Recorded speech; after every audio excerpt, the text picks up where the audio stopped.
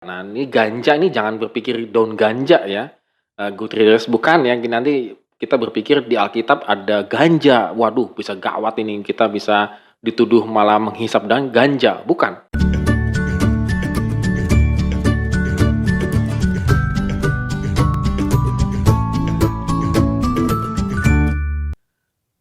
Good morning good readers, hari ini kita kembali merenungkan firman Tuhan, tetap semangat, tetap optimis. Apapun yang kita kerjakan pada hari ini adalah untuk memuliakan nama Tuhan. Dan kita akan membaca dari 2 Tawarikh pasal yang keempat, ayat 1 sampai dengan yang ke-22. Agak panjang tetapi tidak masalah ya, ini karena bagian daripada pembangunan bait suci Allah. Dan kita bisa melihat ada beberapa hal penting yang akan saya soroti di bagian ini, tidak semuanya, karena memang panjang kalau kita soroti satu persatu begitu ya tentang dekorasi daripada bait Allah ini. Kita lihat pertama ada mezbah tembaga yang besar. Itu merupakan benda pertama yang dilihat ketika memasuki ruang bait suci itu. Menunjukkan bahwa Allah dapat dihampiri hanya melalui kurban pada masa itu ya. Namun kalau pada masa saat ini bahwa Allah dihampiri kepada Kristus, Kristus telah menjadi kurban keselamatan bagi manusia. Maka kalau kita datang kepada Kristus, sama saja kita datang kepada Allah. Jadi tidak perlu lagi adanya kurban-kurban bakaran dan lain sebagainya. Jadi memang intinya bait Allah ketika dibangun, maka mereka harus memberikan persembahan. Dan kita memang tidak ada lagi persembahan kurban, karena Tuhan Yesus telah mati di atas kayu salib untuk menggantikan kurban-kurban kita. Nah, yang kedua adalah laut tuangan. Mengajarkan perlunya kesucian, karena itu memang untuk membasuh ya, dan menunjukkan pentahiran, pembaharuan, dan pengudusan di dalam Kristus, kalau kita boleh kaitkan dengan pada masa kini. Jadi kita bisa melihat di sini bahwa desain yang pertama adalah kurban, memberikan persembahan korban kepada Tuhan, tetapi kita lihat pada saat ini adalah Kristus telah berkorban supaya kita menjadi tahir, supaya kita mengalami kesucian, kekudusan, pembaruan hidup. Jadi kalau kita datang kepada bait Allah ataupun ke dalam gereja begitu ya, adalah hal yang kita ingat. Kita datang karena Kristus telah menebus dosa-dosa kita dan kita telah dikuduskan, ditahirkan, hidup kita telah menjadi baru. Makanya kita datang ke gereja untuk beribadah.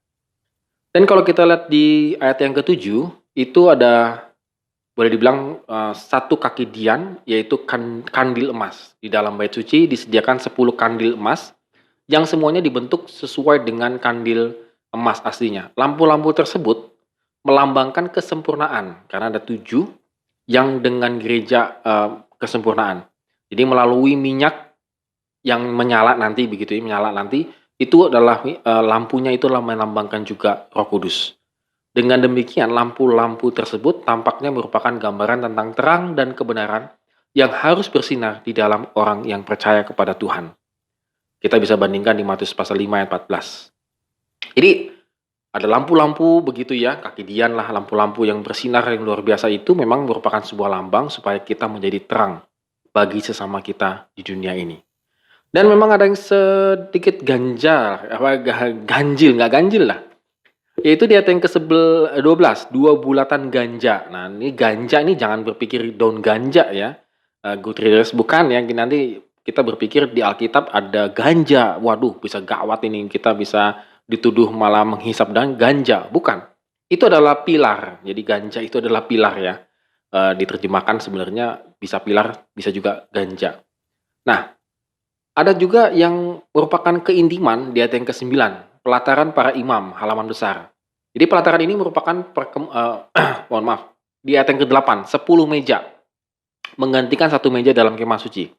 Sekalipun tampaknya diperlukan hanya 1 meja untuk tempat roti sajian, meja itu melambangkan hubungan orang percaya dengan Allah yang telah pulih kembali. Jadi memang ada sebuah persekutuan, meja-meja itu kan lambang sebuah persekutuan. Nah, good readers, kita bisa lihat di sini bahwa bagaimana kita datang kepada Kristus yang telah menebus dosa kita, supaya kita menjadi tahir, dan kita mengalami pembaruan hidup, dan kita mengalami persekutuan bersama-sama dengan Tuhan. Kembali lagi persekutuan itu dikuatkan.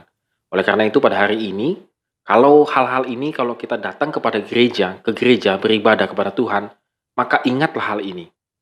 Bahwa hidup kita telah ditebus, diperbaharui, dan kita ingin bersekutu erat bersama dengan Tuhan. Oleh karena itu, pada hari ini, apapun kegiatan kita, mari kita ingat bahwa kegiatan-kegiatan yang akan kita lakukan pada hari ini adalah bagian daripada persekutuan kita dengan Tuhan. Sehingga apapun yang kita lakukan adalah kita akan selalu mengingat kasih Tuhan dalam kehidupan kita. Amin. Terima kasih telah menonton video ini. Have a nice day and God bless us.